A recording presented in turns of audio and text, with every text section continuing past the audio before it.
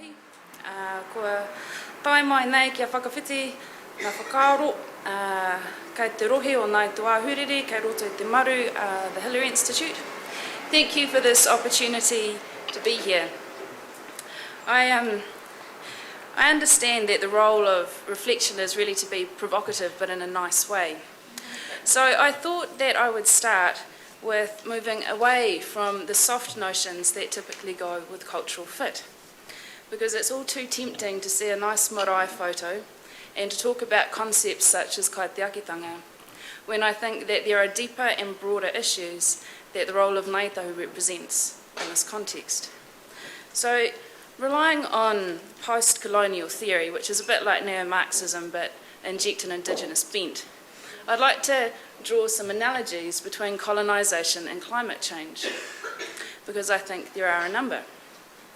And colonisation is one of those bad words in New Zealand, so hopefully that gives us a provocative start.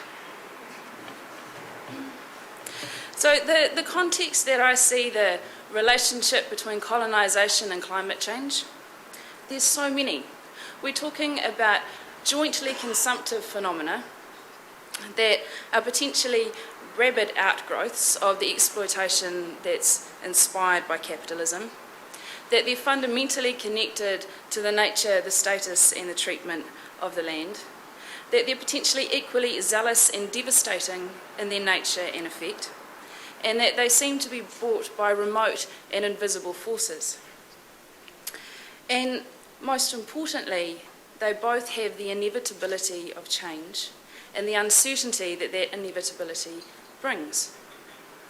And in New Zealand's history, it's very easy to say that for Māori, the process of colonisation was one that saw us being duped and unfortunate subjects of the process of colonisation.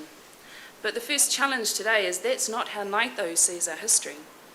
Ngāi does not see our relationship with colonisation as one of blithe surrender, and nor will our response to climate change be one of blithe surrender.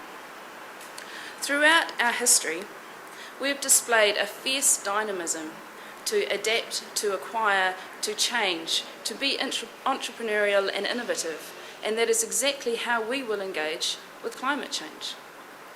And in doing so, we will have the same relentless pursuit of an intergenerational vision that has led all of our generations before to pioneer the treaty settlement framework in New Zealand. We have been pioneering forever, and we will be forevermore. We were dynamic in the early trade engagements. We did create the treaty settlement framework. We have been innovative and entrepreneurial. And one of the ways in which we've been successful is that within our traditions, we have an inherent blend of all of the complex realities that come with climate change.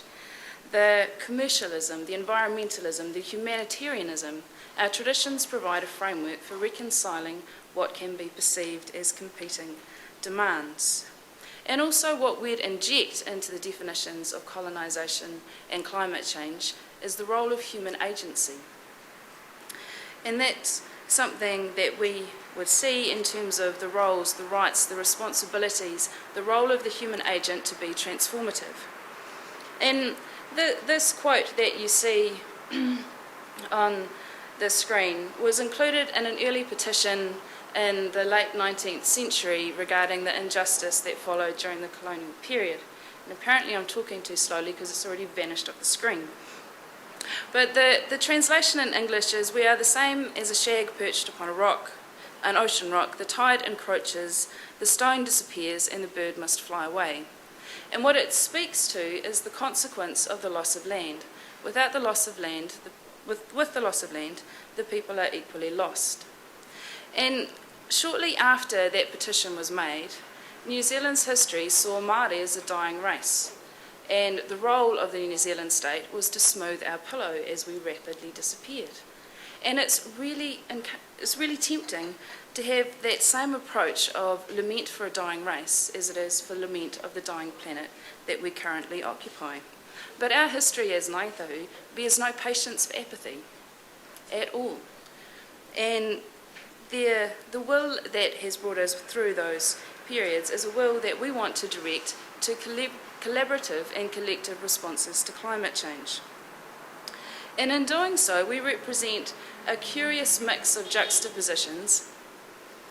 The first is that we're a microcosm of the North-South divide. When it comes to looking at the distinction between developed and developing nations, we don't need to look across many oceans to see it. It is right here in New Zealand. When it comes to the place of Ngāi Tahu and iwi Māori more broadly, we have been locked into underdevelopment in an artificial way for a long time, which means that those peculiarities, with rapid injections of capital through our settlement, are still there.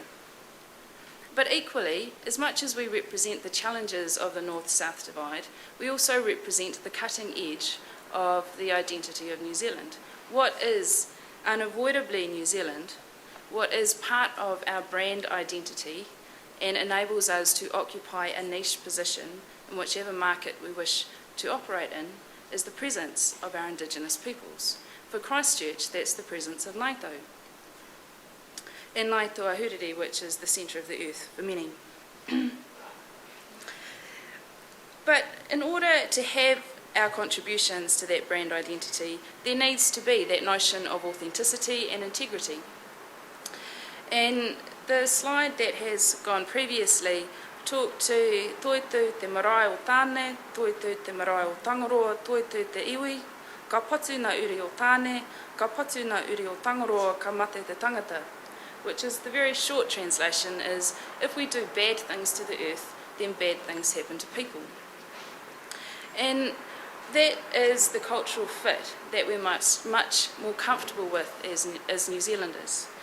That we're talking about notions of kaitiakitanga and the relationship